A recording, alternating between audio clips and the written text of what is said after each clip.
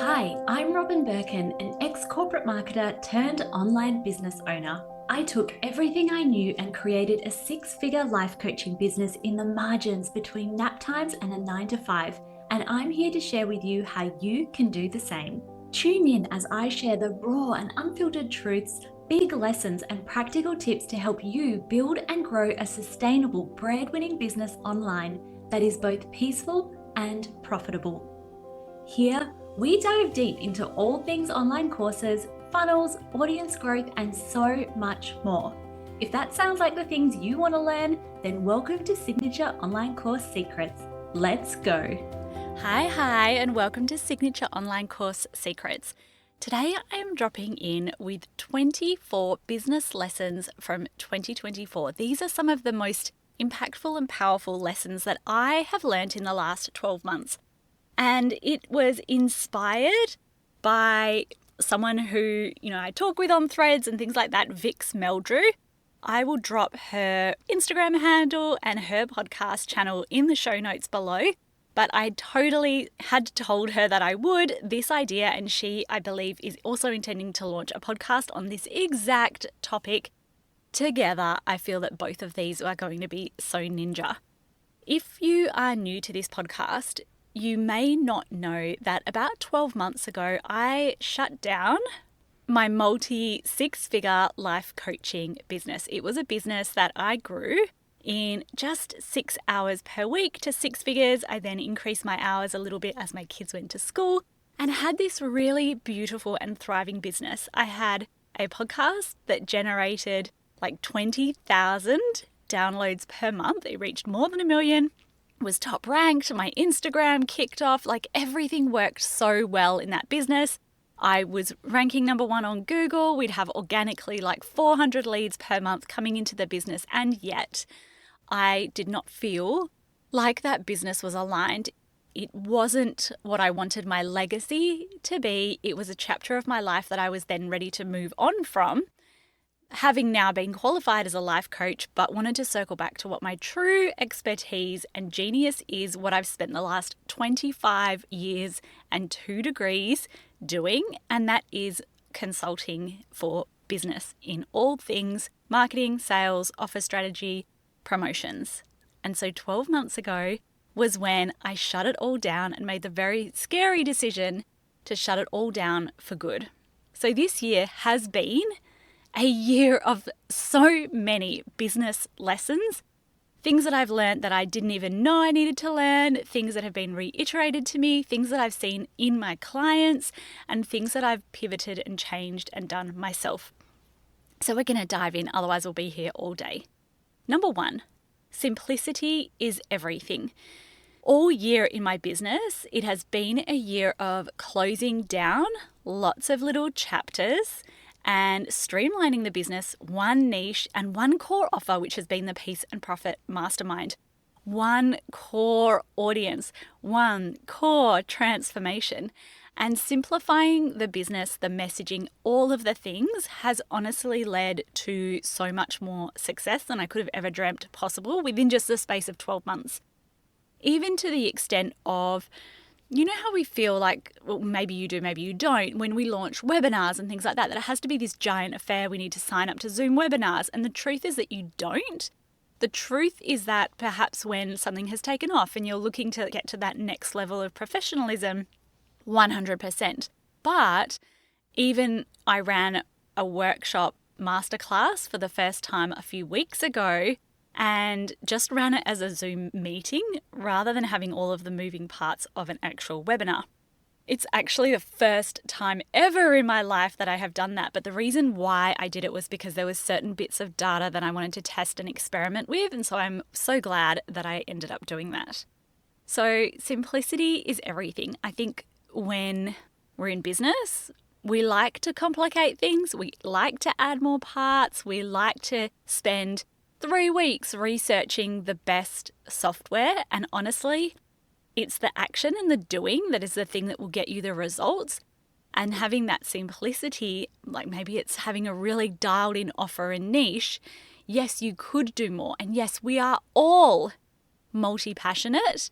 But when you put a focused and intentional effort into growing, getting things working, being really intentional with what is going to drive peace and profit in your business, that's when you start to get results. And one of the mantras that always resonates in my mind that never used to in the fertility business or the life coaching business that I had was boring is kind of the point. Boring is what we usually want in the business that we set out to create, but then often we end up overcomplicating things. We end up launching new things, getting shiny object syndrome, deciding that we need to go evergreen or this or that, and we don't. And boring sometimes is the point. We get really stuck in using our businesses as our creative outlets, and they may well be that, but I think it's also quite worthwhile to have personal hobbies, goals, and creative outlets so that your business can become stable, predictable, safe, secure, and ultimately boring but revenue generating, so that you have more time to do all the personal things, which comes from not doing all the things in your business. Number 2 business lesson is you're not sending too many emails.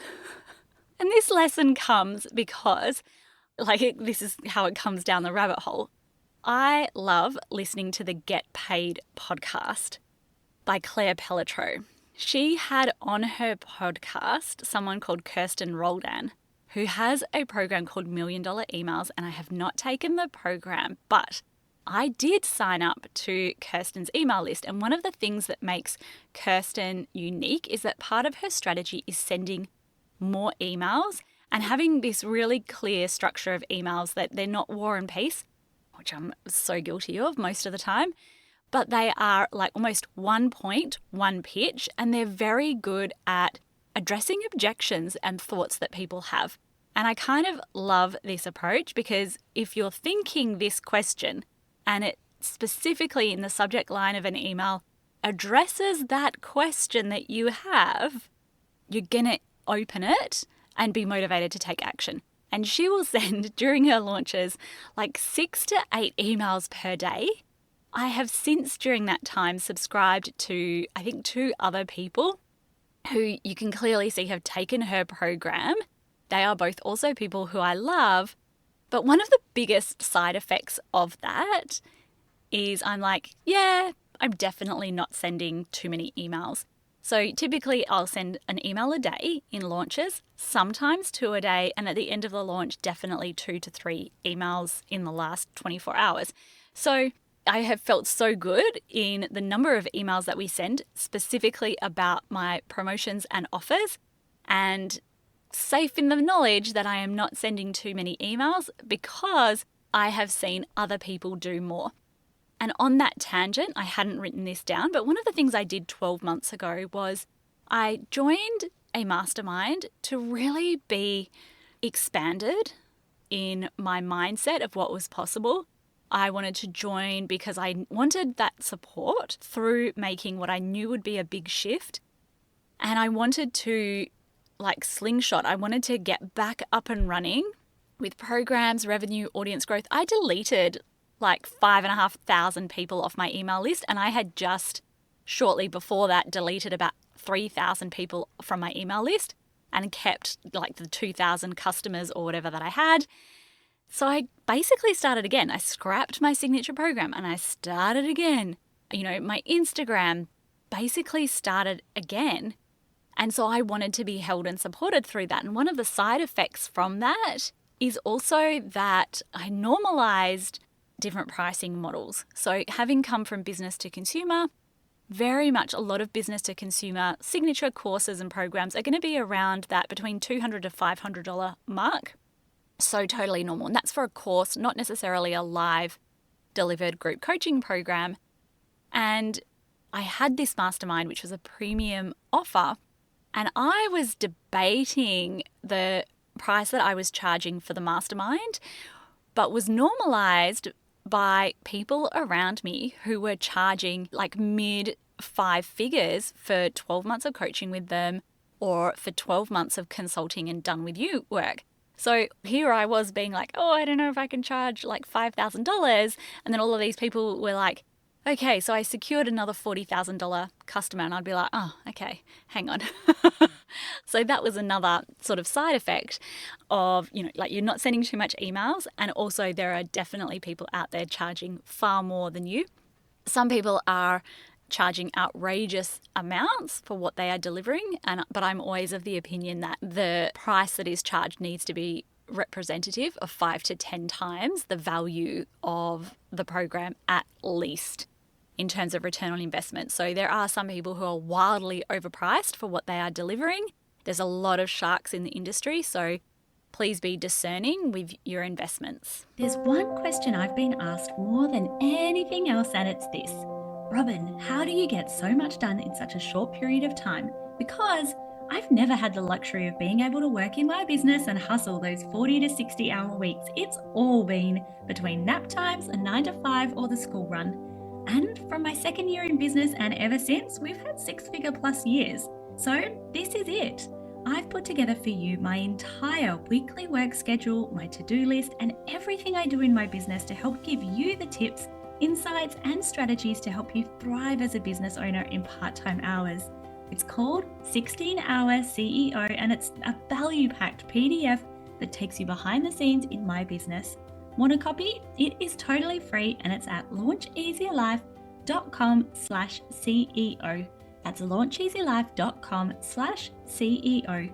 All right, let's dive back into the episode. Number 3, don't wait until after a launch to pivot. Pivot during your launch. So I used to always have doors open for my signature course when I was a life coach. There would sometimes be only 3 days. Usually they'd be 5 to 7 days.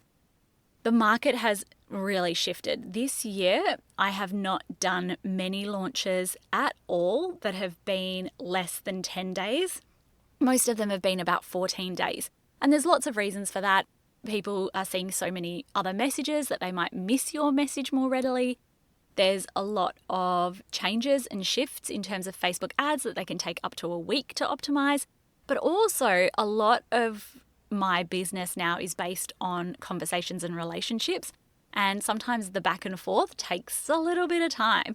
But if you are launching and then looking at the data, then looking at what the emails are getting the best click rates and best open rates, you're kind of leaving it too late.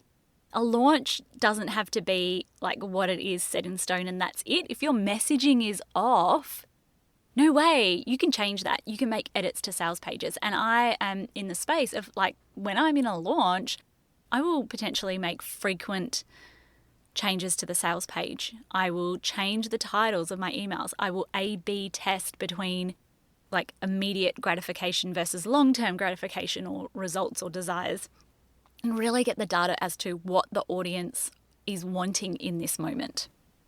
Which comes to number 4. Your messaging is everything. It is so important in 2024 and going into 2025.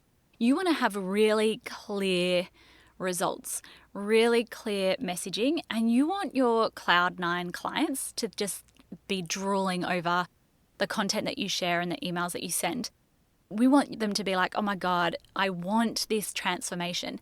And the first 6 months of this year were about me iterating and iterating and iterating the messaging for my business and my programs. And it paid off. I have never before had so many people messaging me saying, I want this. I love the Sweet 6 business concept. I have my clients refer now to Sweet 6 business when they're speaking.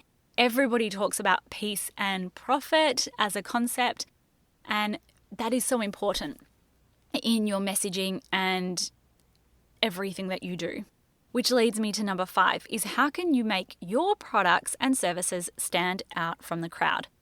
One of the biggest issues that I had coming into this year was that I had a product called Launch Easier Life, which was about how to create, launch, and sell your signature online course. I kept running into the same objection. I have already bought Amy Porterfield's DCA, Digital Course Academy. And my question back is, well, if you already purchased that, why is it not already up and running and thriving? That's another story. But I did not want my program to be compared with Amy Porterfield's program. I haven't taken her program. I don't know what content is in it, but I can pretty much guarantee, looking from the outside in, that her program is significantly different to mine, including the way that I will teach people to run their first beta cohort or pilot round, or what I call an ascertain launch. Actually, super different. Both programs are very different in the way we teach, the way we get people to set up things, and the way that we deliver support. One of the reasons being as well is you get a direct line to me, whereas I think that would be fairly difficult within one of those bigger programs. So, have spent the last 6 to 12 months in all things in my business, really looking at how I can differentiate myself. And one of the ways that I do that is, I now speak so often to this concept of the Sweet Six business. I don't want to create with people multi-million-dollar businesses with teams of 25 people. That, to me, that sounds repelling. So what I do is help people not just create like an online course. It could be a group program, it could be a mastermind, some form of time leveraged signature offer that becomes the hero of not just your product suite, but also your messaging and, everything that you teach, sell, and do within your business. And obviously, as I just spoke before, have coined this name, the Sweet Six business and the peace and profit model or framework.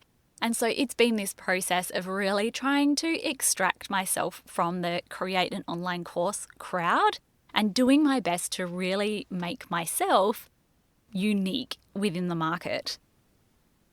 Number 6 is ads are one of my hardest working employees and they're essential.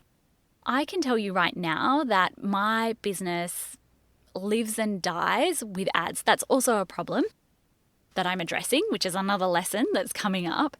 However, when I work with business owners as well, so we have the mastermind, we have a number of people in the mastermind, and a lot of people will come to me with businesses that have essentially stagnated. Business was going great in 2022 and even 2023, and then in 2024, it's felt like hard slog.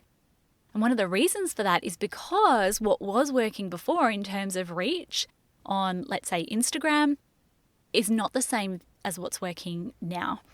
And that comes just naturally through market saturation. Like, it's a super normal thing, but we have to be continually ensuring that if we set a KPI for a launch, if you want a launch, the maths is going to get me on this.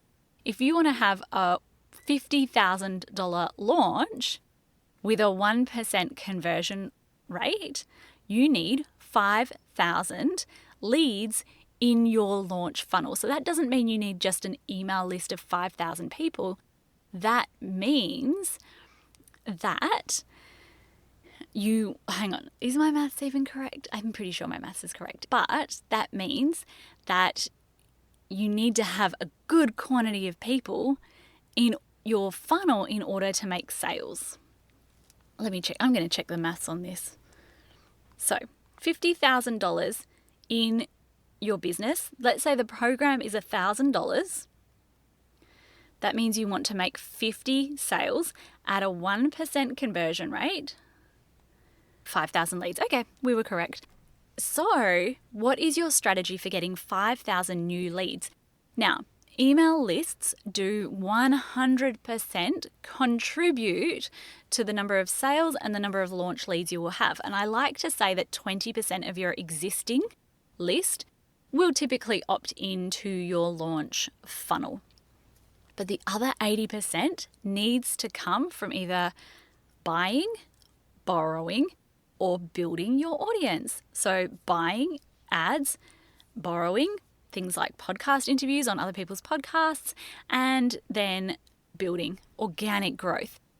If you want a Sweet Six business that runs in part-time hours, borrowing and appearing on a bunch of podcast interviews is actually a really hard strategy. I find the context switching of doing that incredibly difficult. Then there's building. Like we just discussed, building, may have been a great strategy before. Is it possible? 100%. But if you want an easy, breezier business, that leaves us with the third option, which is buying.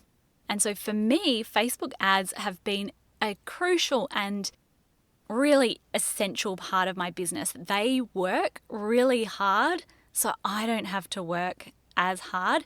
It was true for my life coaching business, and it is true now as well. And when you do them well, they're exceptionally cost effective as well.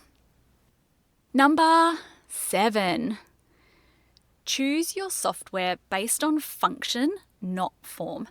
Now, this is also because throughout the year, I've had the pleasure of looking behind the scenes at other people's businesses.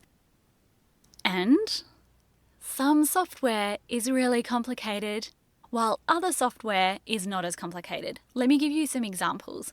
So if you are choosing your software based on what big names use because they have pretty sites, stop. If you're using Kajabi because that's what some other big name uses, stop and really just take a minute to consider the function over the form. Pretty is not necessarily what sells. What you want is a software that is conversion focused and easy to use. There are 2 softwares that I use, and P.S. if you're watching this during Black Friday, Kartra is having a massive sale. So if you look below in the show notes, I'll include that link. But I use number 1 software is Kartra. It is not just where you upload your course, and it is not just where you send your emails. You create your checkout links and do your selling. You will create funnel visualizations. That's where you'll do your opt-in forms. That's where you can assign tracking to, I don't know, like you can create a link for your Instagram that goes to the sales page for the mastermind, just in a similar way to the way that you'll do Google UTM tracking. You can do just page tracking. So if someone from your emails visits your sales page, you can have them tagged, right? So you know who are your warmest leads.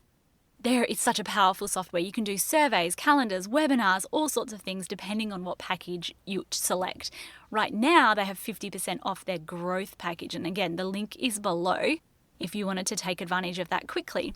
But the other software that I swear by, that loads of my clients will convert to because it is so easy and fast that like none of the celebrities use, is called Thrive Themes. I will include the link to Thrive Themes below as well, but I have never seen, and I've seen all the page builders. I've seen like Squarespace, Elementor, Divi, all of them, right? Thrive Themes is a WordPress theme, and WordPress is optimized for search engine optimization, but Thrive Themes can do all of these things that regular software can't, like it will replace your deadline funnel if that's something that you're using. But the page builder is just so easy and simple to use. I can build a sales page in minutes and put things anywhere I want to on the page, which we do so much testing within the mastermind. Someone will come to me and say, my ads aren't converting. This is the data. And I'll say, the problem is the landing page. Make this tweak. And instantly they might go from 15% conversion on the lead magnet page to 50% conversion or 60% conversion on the lead magnet page. And that is a massive, what is that, like 4 times increase on the conversion rate of the sales page, which means you'd get leads for a quarter of the price, or you'd get 4 times more leads. So that is a massive difference that can make to your conversion rates. And so if you're using a page builder that's really hard to use, that's going to slow you down and not give you as much flexibility as you need. So I use Thrive Themes. And there'll be a lot of people here who are like, oh yeah, but Showit is so great. Showit is absolutely flexible. But then when you think of like function over form, you have to go and insert the Facebook code if you want the pixel to be tracking on like every single page individually. So, sometimes when I look at stuff like that, I'm like, that just makes your life more complicated. Kartra and Thrive Themes bring me so much peace in my business because I'm not piecemealing everything together. It's not clunky. They're all in one kind of solutions that have all of this functionality. The next one, number 8, which is a massive lesson that I learned this year, is that marketing and sales are a different skill set. Without a doubt, marketing has been my strength, top of funnel marketing. Getting people to find out you exist and then join your email list, 100%, massive skill set of mine. But sales is a skill that I have continued to have to refine and upskill at. When I had my life coaching business, I didn't do one-to-one coaching. I didn't have that kind of high touch back and forth with people, and I didn't do discovery calls. In fact, when people used to reach out for me and be like, I want what you've got, do you do business coaching? I'd be like, yes, but I don't do discovery calls. You either want it or you don't. And people would sign up to work with me. I'm less bullish now, but I have really focused on investing a lot of time into upskilling my sales skills. So sometimes you can be really, really great at marketing, but still have lackluster launches. And that is because your sales skills or potentially your offer skills are lacking. Number 9, Instagram does not need to be as complicated as we're making it.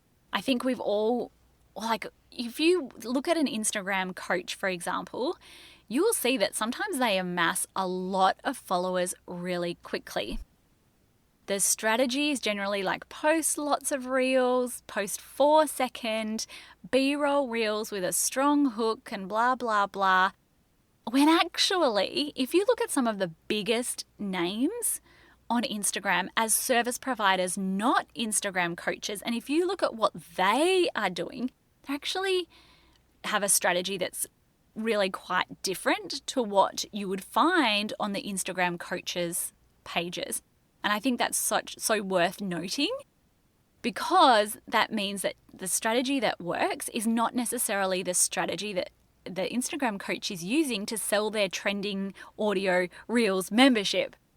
So I think it's really worth looking at. Again, we're in Black Friday now. If you would like to learn more about how we can just get your entire 90-day Instagram strategy done and dusted, we have a live boot camp starting in February, but it's on sale this week for part of our deals week for Black Friday. That's where you're going to learn exactly what that strategy is. And it's a very timeless strategy. It is still the strategy that works. It's just that we've all got hoodwinked into believing every caption needs to be War and Peace. It all needs to be video content and reels and all complicated and so professional. No, it doesn't. So Instagram can be completely so much easier.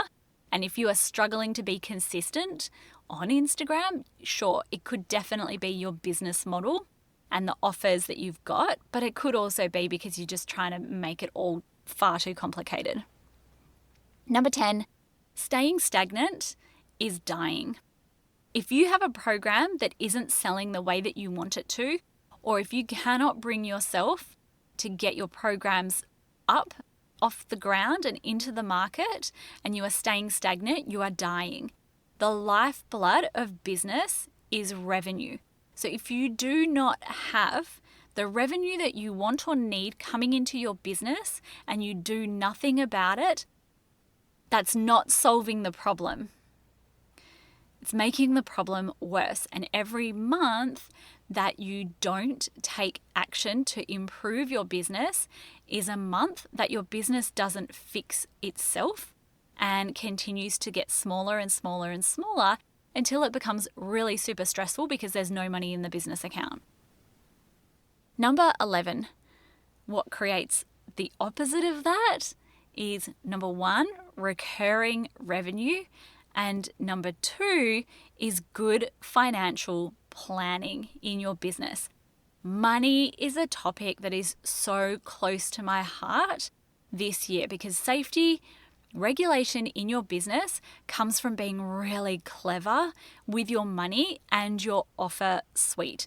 So if you have recurring revenue, savings in the bank, a runway, you're not spending too much beyond your means when you're not in a growth season, that's how your business is going to constantly feel like it's just churning money and feel stressful.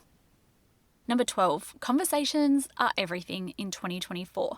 If you are launching and it's just static images, your Instagram stories never show your face, your feed never shows your face, this is where you're going to be like missing out on potential sales and revenue in your business. We want to see your face. We want to know who you are. We want to feel like we know you. We want to have conversations with you. And so really looking at your programs in the context of, are you giving people the opportunity to see who you are, what you look like, feel like they know you and your expertise? Are you also giving people within your launches the opportunity to really ask questions, to find out, the answers to the questions that they have in your programs, and opening up that two-way dialogue, not just one-way dialogue, because conversations are literally everything in 2024. Number 13, don't put all of your eggs in one basket. So I alluded to this just a little bit earlier, but we had a launch for Launch Easy Life around the middle of the year. And the launch was run through a Facebook group. As I explained before, so much of my business this year has come from Facebook ads because I've essentially started again and really wanted to build back up the revenue really quickly and rapidly, despite, deleting all of my email list. But what happened was, when was it? So let's say the launch, like the boot camp or the event started on a Monday, and on the Thursday or the Friday, everything Facebook got suspended.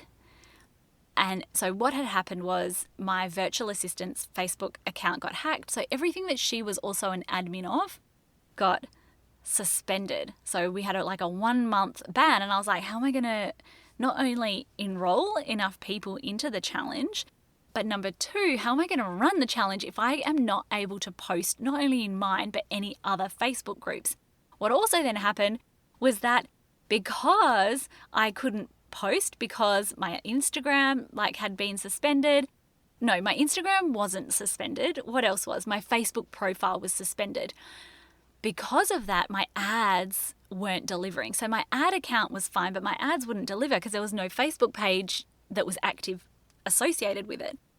And it was this huge moment of, I don't think I can rely on Facebook ads as my only growth strategy.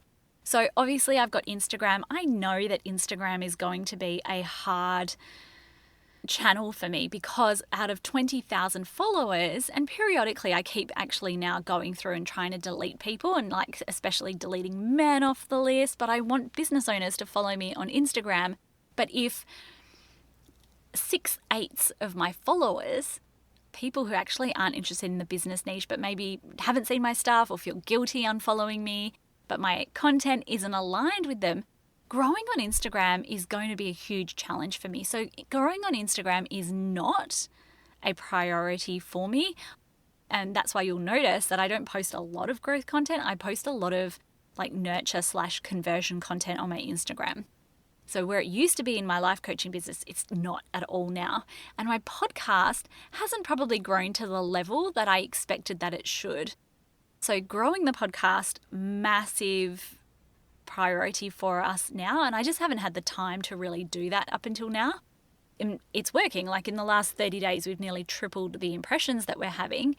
But I was like, we need to diversify this a lot more. So I've diverted some of my Facebook ads budget into an SEO copywriter. So really playing that long game and ensuring that there's lots of different fingers in the pie. So the next one is number 14, AI is either terrible or incredible. There's no in between and you cannot change my mind.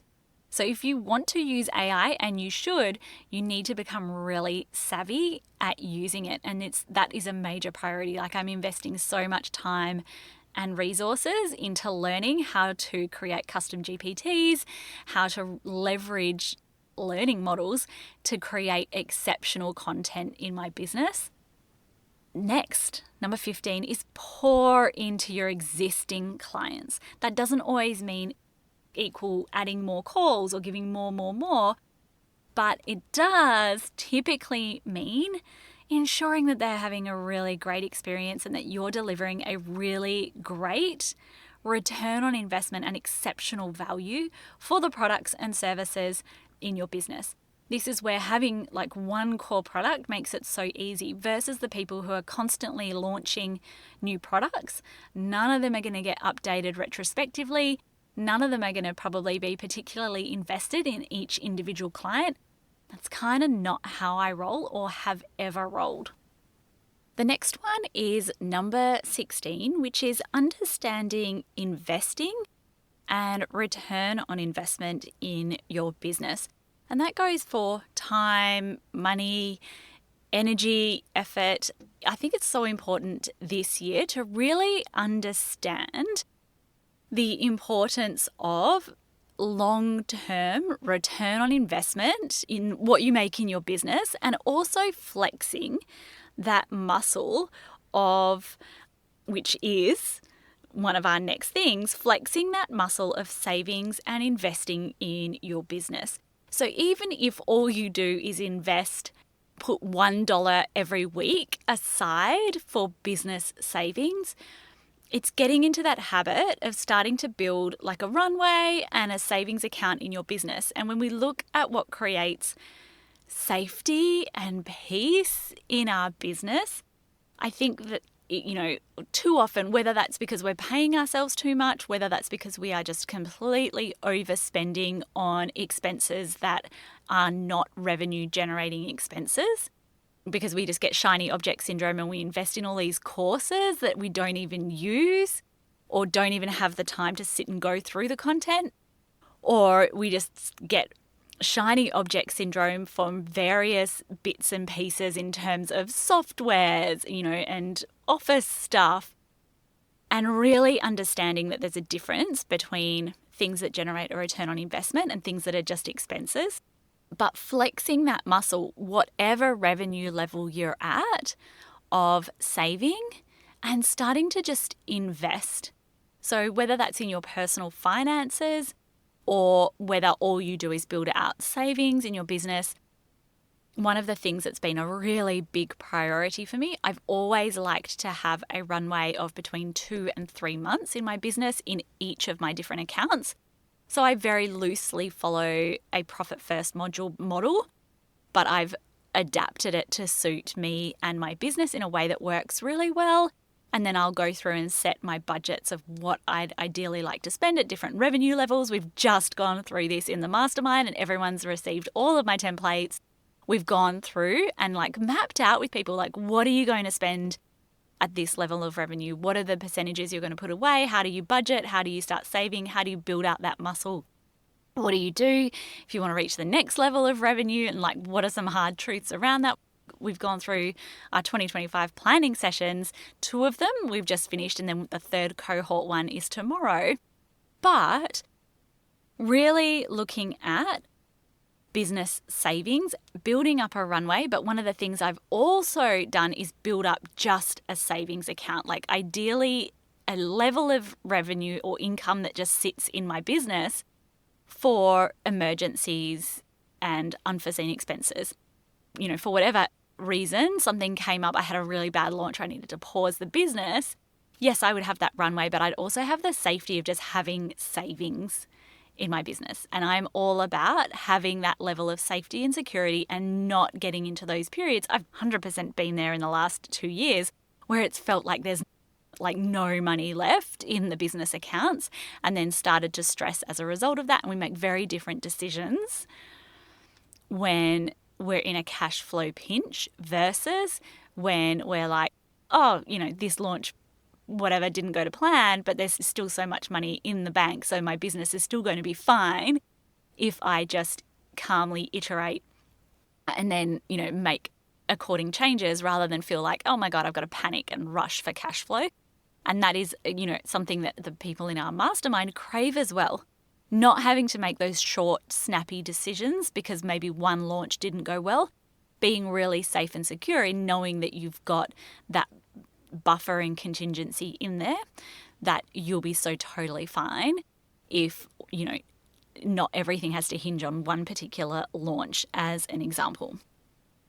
And then also, really understanding that there are revenue generating expenses that are necessary. And so let's say you're at $50,000, you want to get to $100,000 in your business, and you know that you literally can't get there without some form of professional support.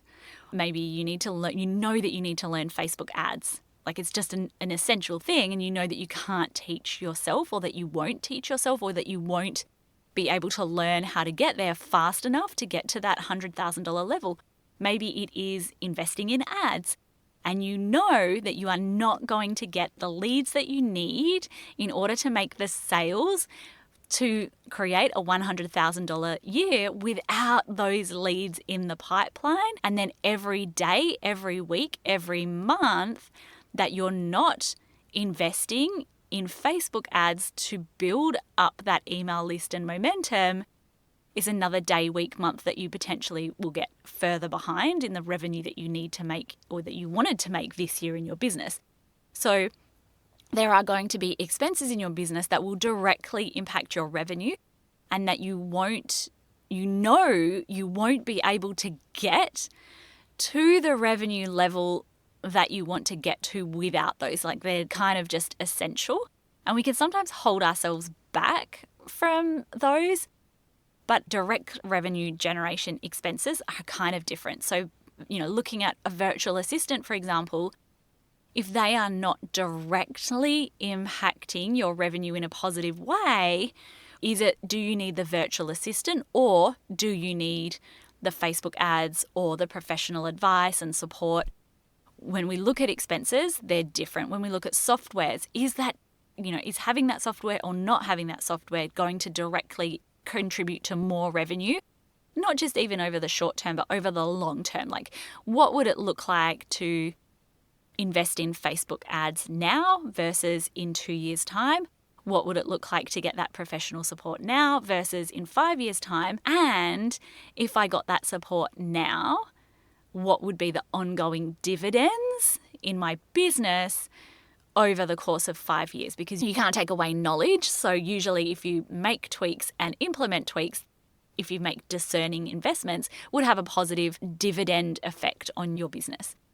So just really understanding the different types of expenses, what you need to make, and flexing that muscle of business savings and investing. Because for example, if you're not paying yourself now, like a proper wage, if you're taking 10% wage now, that might be necessary. But if sometimes what I also see is people who then get to like $200,000 revenue, and still their expenses are out of control because they just chronically overspend in their business on things that aren't directly going to generate more revenue. Or people take too much owner's pay chronically. And I completely get that you may need that for living expenses, but, again, short term versus long term, maybe that leaves you with no money to reinvest into the business in lead generation. And in not doing that, your business is continuing to stay at the same revenue level or decline without that, and the problem won't fix itself. So sometimes there are hard truths that maybe we need to reduce some of our owner's pay in order to leapfrog our revenue to the level that we want it to be at. And it's complex and nuanced, and it's so different for every single business, but it's so incredibly important to understand the numbers, to be able to set yourself targets for paying yourself and really look at your current expenses and income.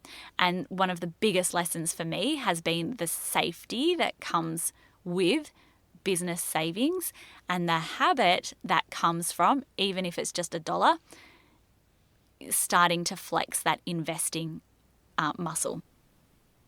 Number 17, and I've kind of touched on this, if your business is chronically under earning, so that means that over the last 3 to 6 months, you have not earned the money that you need in your business or that you forecast in your business. So I'm not talking about you had a ridiculous goal that you were never going to achieve. I'm talking about you set a realistic goal in your business, you budgeted for it, If your business is chronically under earning, you're going to need to invest more into revenue generators. Whether that's professional support, whether that's advertising and more leads, maybe there's a particular consultant that you need, like a Facebook ads manager. Usually you don't need a Facebook ads manager unless you have a multi-million-dollar business, by the way. But what is the revenue generating expense that you need? Because without that, the business will continue to chronically under earn and probably shrink as well. The next one is you need to solve the right problems in your business because, as an example, a leads problem isn't an offer problem. Again, you only learn this from looking at the data. So how many of us are super shy about looking at the numbers, or we're like an ostrich, we just put our head in the sand? And there's a difference between having a jobby and being the CEO of a business and actually having revenue and money in mind. And a lot of the people I work with, just because my background is in life coaching, is people within health and wellness. And there is this big chronic belief that, we have to be really accessible. We can't charge high amounts. Almost like this perception of we have to be broke because we can only charge the most minimum basic amount. So there is a lot of money mindset stuff that we always have to unpack. But there's this chronic thing with a lot of the businesses that I look at, we're just not looking at the numbers. We're not debriefing our launches. We're putting it out there and we're just setting a number of I wanted to make 10 sales and then I didn't reach 10 sales and I'm really sad. But we haven't actually properly debriefed any of the numbers in order to get there. One of the number one things I do see is a leads problem, but also sometimes what I see is it's not a leads problem. It's like a warming up leads problem because there sometimes is a lot of ideal clients in our space. It's actually not sometimes an offer problem. Sometimes it is. We really need to have a look at what's going on for you and your business, but don't start doing things like, investing in a Facebook ads manager if you don't have a leads problem. If you can't, Facebook ads is not going to magically turn an offer great. So if you launch Facebook ads and then you pay $2,000 a month for a Facebook ads manager, you're still going to convert 0% of whatever number, whether that's 100 or 5,000 leads. If the conversion rate is 0%, it's 0%. You're still going to make 0 sales versus you might actually have a 5% conversion rate of your offer, but actually the real problem was that you just didn't have enough leads coming into your webinar. So that's where we need to look at, that's the thing that needs to change. And where I find a lot of us get hoodwinked is we're like, oh my God, I've got to change the offer and I've got to go low ticket to everything $47. Or I see us start to launch new offers to try and bring in, that additional cash flow, and we're just confusing our audience. Or we start looking at oh my God, I've got to go evergreen because I've only made 5 sales in this launch. I need to make 5 sales every month. When actually though, still it's a leads problem, and going evergreen exacerbates the problem rather than fixes the problem. Number 19, and I've seen this with multiple clients this year, and nobody talks about it. I've literally not heard a single person talk about this. Low ticket products can be a giant launch and revenue killer in your business. This is why I am so cautious. And this is why one of the reasons is that you'll see me launch right now. We're doing it. It's Black Friday. We've got our Binge Worthy sale happening right now with the link in the show notes. But you will see that a couple of times a year I'll do flash sales. But I'm very cautious about launching low ticket products in my business. Number one, because I know I can get the best results when people join us in the mastermind. But number two is the exact opposite thing that I would want. I make multi-6 figures from my mastermind. What I wouldn't want to do is be I'm going to launch some low ticket products that basically just break even, but then everyone feels like they've got the result they wanted and nobody ascends into the mastermind. It's how you kill your business. And nobody talks about low ticket products. They're like, oh yeah, you just get paid to get leads in your funnel. Amazing. And then people just want to work with you. If you do it well, yeah. But if you don't have it completely dialed in and understand the nuances of low ticket offers. They're designed to be appetizers to your business, not the main course. If you don't understand how to do it well, going to kill your revenue. So it can go either way. You need to learn how to do them properly. And it's all down to exactly what the low ticket offer is about. What I see, and this is where it kills launches from my clients, when the low ticket offer, number one, is too hard for people to get a result from. It needs to be a quick win offer. Someone needs to be able to, like, within 30 days, have the result from the low ticket offer that is tangible, that they experience that win and then want to move on with you. But it also needs to be very specific and very different, but also moving into your main offer. If they're too similar, then they're not going to ascend. So there's all of these nuances with the low ticket offers. And this is why I'm like, create a signature program that's the hero. Get that working. They can work on their own. Then we can play around with the low ticket offers. But when the low ticket offers are the hero of your offer suite, and they're not designed with proper strategy in mind, that's where they just start to kill everything. And we get a bit hoodwinked by the big names in the industry who are like, oh, my whole product suite is like $67. Some of the people that I see hustling the most in their businesses. And I think it's harder than they make it look. And they're the exception rather than the rule in business. Number 20, I've already discussed this. You need to flex your saving and investing muscle, even if it's just $1. This is a big lesson for me, is that I've always been, if we had different identities in business, I've always been the person that almost like when I've had a windfall in business, so let's say I've come out of a launch, I've had lots of pay in full clients, I've been very quick to almost like want to spend that money. Like I've been dying to invest and then all of a sudden I just drop all this money. And I have turned the opposite way in recent years, that I want to be more discerning with my investments and wanted to build up savings and invest in, like personally, invest in our household and build wealth in that capacity. And that comes from, even if it's a small amount, doing that consistently rather than just always waiting for a windfall. Even though that said, with online business, the windfalls make it easy to build up investing portfolios and savings accounts. Number 22, time leveraged products are the business. Like I had the pleasure of, I work or have colleagues with a lot of other friends in the industry, and we try to catch up for calls.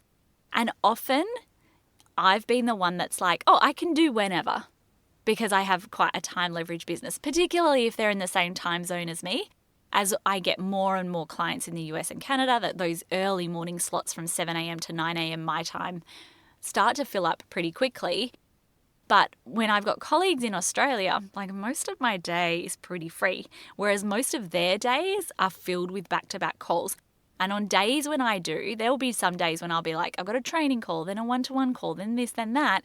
On days when I have lots of calls, I'm drained. And I don't know how some people do multiple calls every day. But when I look at me versus my colleagues, we might be earning the same revenue, but my revenue is primarily from group programs. And that's always the way that I've run in my business. And it's awesome, because it means that I have so much more time in my calendar. Time leverage products are the business. Like they're awesome. It's what I teach because I know just how green the grass is. Number 23, you cannot command premium prices if you don't create a premium experience. Like I said earlier on, you need to pour into your clients and the results that you promise. The results are the results, right? But you need to provide a premium experience. And so what does that look like in terms of your onboarding, your offboarding, your communications with your clients, how well you're staying informed with your clients, how well set up your calls are. If you're constantly changing the calendar of calls or you're constantly flying by the seat of your pants, or they're constantly feeling like they don't have access to you or not getting responses back from you quickly, that's where the experience just drags down. So if you want to charge premium prices, then you need to provide a premium experience. And one of my primary concerns over the last, if you were in the mastermind, let's say 2 years ago, it's a radically different experience now. I mean, not only has my education enhanced, but the way we deliver the mastermind and my other programs is like 10 times better because I'm continually invested in how can I make this a really premium and result getting experience. The last one, number 24 out of 24 business lessons for 2024. And this was exactly the case for my life coaching business as well. My podcast is one of my best client generators. If you are in business and all you have is Instagram or Threads and you don't have any of that long form content that allows people to get to know you and your expertise, you're missing out on conversions. In my opinion, a podcast or a YouTube channel is a non-negotiable, that evergreen source of not only discoverability, but authority and conversions. And almost 100% of people who join the mastermind are avid listeners of this podcast, so thank you. And it was exactly the same with my life coaching business. We have to understand when we have an omni-channel marketing approach, that some things are great for growth, but some things are really great for conversions and nurturing our clients. We always tried to test in my life coaching business the direct conversions that we would get into my email list, for example, from the podcast. We'd never get really accurate data to indicate that I was getting leads from the podcast. But when people then joined the program, more than 50% of people would list the podcast as where they found out about me and how they joined, what led them to join the program. It's the same in this business, and that's long form content that is authority driven, and that's major for 2024 and even more major in 2025. Your business has to differentiate yourself as an authority. And I have love, heart, eyes for podcasts. We are building out at the moment, which is getting better and better with each iteration, a custom GPT that our podcast clients are going to be able to just drop into their business to really streamline that process to make podcasting easier. So you're not sitting in the weeds of show notes and all of that kind of stuff. No way. Let's make it easy to be able to convert those clients. And that is true for me. Growing our podcast has been a big consideration for us over the last sort of 3 months. We've tripled the number of impressions and discoverability of the podcast. And the next step for us is really growing that even further into 2025. It's major for us. And again, I hadn't really focused on it up until now, but then having people come into the mastermind and be like, yeah, I binged all of your podcast episodes. I'm like, this needs to be a massive priority for us. And it is going into 2025. That's me for this episode. If you have been listening to this podcast, this year, I'm so grateful to you. And over the next month, we are going to be talking all things 2024, 2025. What do you need to know?